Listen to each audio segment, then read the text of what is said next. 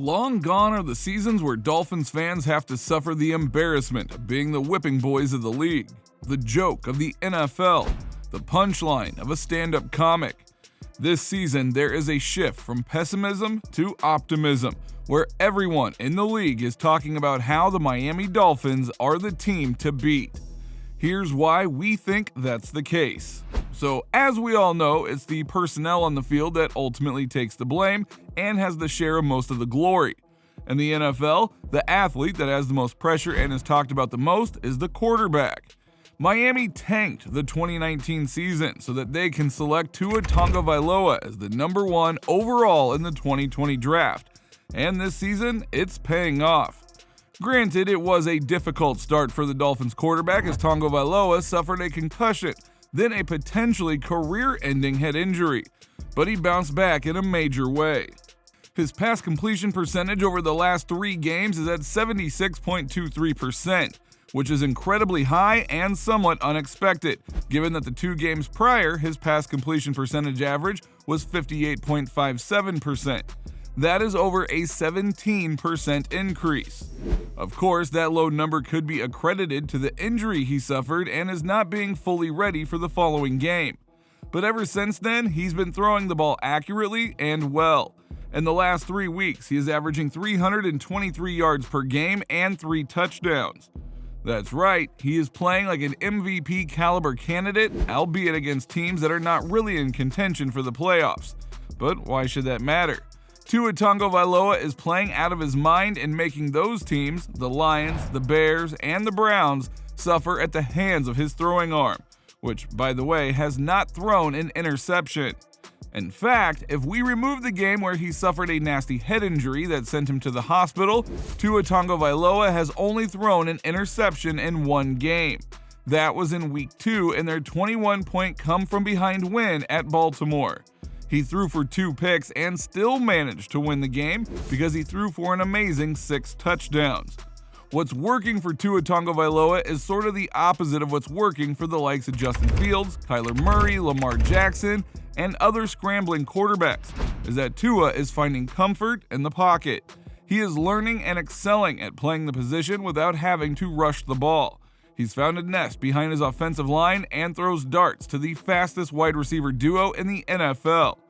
Many would agree that if you had speedsters of the likes of Tyreek Hill and Jalen Waddle, it would be easier to play the quarterback position. But speed only guarantees one aspect of the wide receiver being able to outrun the defender. You still have to catch the ball, and these are experts at doing so. So let's begin by taking a look at Jalen Waddle's performances this season. In only his 2nd season, the sophomore has taken a major leap into stardom, mainly because of his accuracy while catching the ball. Of the targets that he has received, Waddle has managed to catch 68% of his passes. However, not all of his targets came from his starting quarterback Tua Tagovailoa. But since the QB's return, Waddle has a completion percentage of 80.76%. Now that's a number that belongs among the greats to have ever played in the game. In those last 3 weeks, Waddle has 257 receiving yards and 3 touchdowns. There seems to be a correlation and obvious connection that if Waddle is open, there's a great chance that Tua will find him for the score.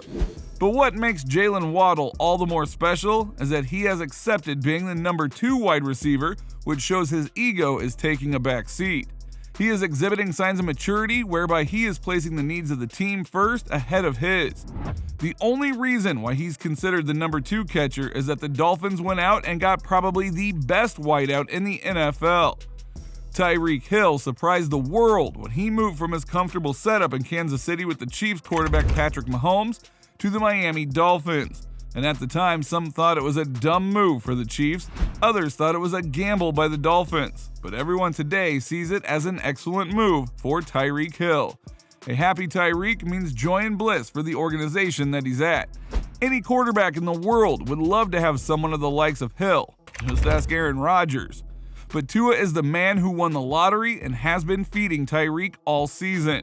Hill has been the most targeted receiver on the team with 106 targets and a catch completion percentage of 76.4%. That is impressive on its own, but what's even more incredible is his stats over the last 3 games. Hill has a catch completion percentage of 85.5%. Now that is mind-blowing. It's difficult to understand how teams are not able to predict that. More than likely, the ball will be headed to Hill first. That's because no one has the skill and mental acumen of Tyreek Hill when it comes to being a receiver.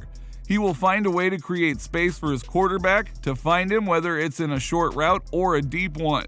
Tyreek Hill will be there as evidenced by the number of receiving yards he has this season, which is a little over 1,100. However, what's surprising is the lack of touchdowns from Hill. So far, he has only had 4 on the season, although in the last 2 weeks he did pick up 2 touchdowns, so the pattern suggests there's more scoring to come from Hill. But as you can see, the passing game from Tua and his 2 main receivers is working out pretty well, because they have a running game that is equally as terrifying. The silent but deadly running back duo of Raheem Mostert and Jeff Wilson Jr. have people believing that his Dolphins team is for real. They are running backs that will catch you by surprise with their burst off the snap and their ability to find the hole for the score. Since joining the Dolphins from the 49ers, Jeff Wilson in his 2 games has 170 yards rushing from 26 attempts and 1 touchdown, whereas Mostert has been used as a situational back and has scored 2 touchdowns of his own in that same time span. The 2 are reliable as they come in terms of carrying the ball, and defenses will take notice. Their ability to keep the opposition defense honest is what makes their offense run like a well-oiled machine. A machine that keeps on scoring and scoring. A large part of that is thanks to their head coach. Mike McDaniel is in his first season as a head coach. Yeah, he's never been the head coach anywhere else.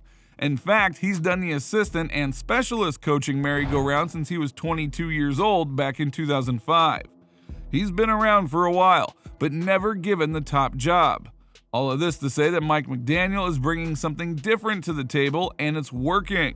His approach to dealing with the Tua Tagovailoa's concussion might have warranted some criticism because of how the quarterback dropped in the following game, but otherwise, he's been calling the right plays and making the moves necessary to win. As a result, after 10 games, the Dolphins have won 7 and sit at the top of the very competitive AFC East.